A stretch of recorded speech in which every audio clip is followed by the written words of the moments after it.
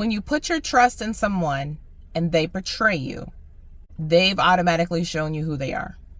So when that happens, all it does is it helps you define what you don't prefer and to basically make sure you don't attract the same thing again. I mean, let's just say you're in a relationship and, of course, you don't expect the unexpected, right? You don't expect to be hurt or betrayed or nothing like that. Nobody expects that.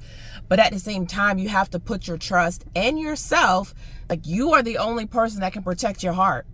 You're in a relationship, you do expect that person to protect your heart, and also helps you define what you attracted and going forward what you do not prefer.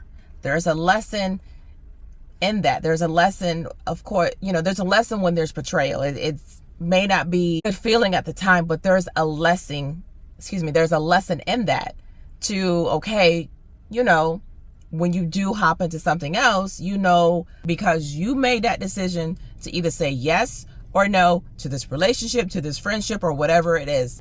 Trust that whatever appears to be in your life is meant to be there. But we have to trust ourselves. We have to trust ourselves, because at the end of the day, yes, we put our trust in the person that we may be in a relationship, right? We put our trust in that. But you also can't get mad when you made that decision. See, when you start putting trust in yourself, you trust yourself to make good decisions. You trust yourself that whatever choice you're making is the right choice based off of past experiences. Now, we all know trust can be betrayed at any moment, at any time, by any person. When we put our trust in ourselves, we trust ourselves that we're not gonna deal with that again. We're not gonna go through that again. We're not gonna make the same mistake again, right? We put trust in ourselves to make those types of decisions. And then when, if, let's just say, and we all know that we can't control every person, every situation. We all know sometimes when you think that you are making the right decision, sometimes it goes left. We get that. I understand that. But when you see it going left, what are you going to do about it? There is a lesson in that right there. The lesson in that is that, yes, that person betrayed you. However, it helps you define who you are going forward, meaning you're not going to put up with that again, or you're not going to make the same mistake.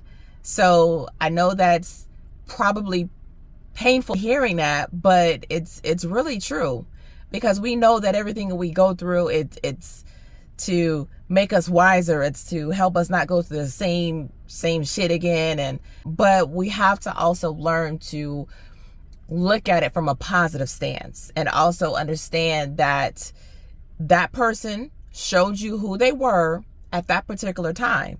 So either you're going to continue going down that path, or you're going to put trust in yourself and your decisions and say, okay, hey, I'm not going to continue putting up with this. So all in all, we have to learn to put trust in ourselves.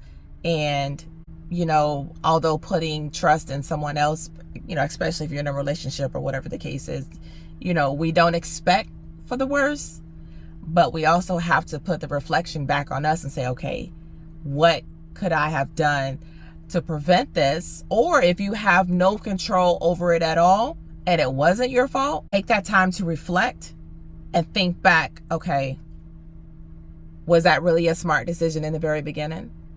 I don't know. I heard something today and it just made me think about, it made me reflect on that differently. It made me look on that differently. It made me look at betrayal differently. Like, putting all this blame on this person that may have done something, when all in all, did I really trust myself? And regardless of the outcome, how can I turn this into a positive lesson versus a negative one? Yeah, just something to think about.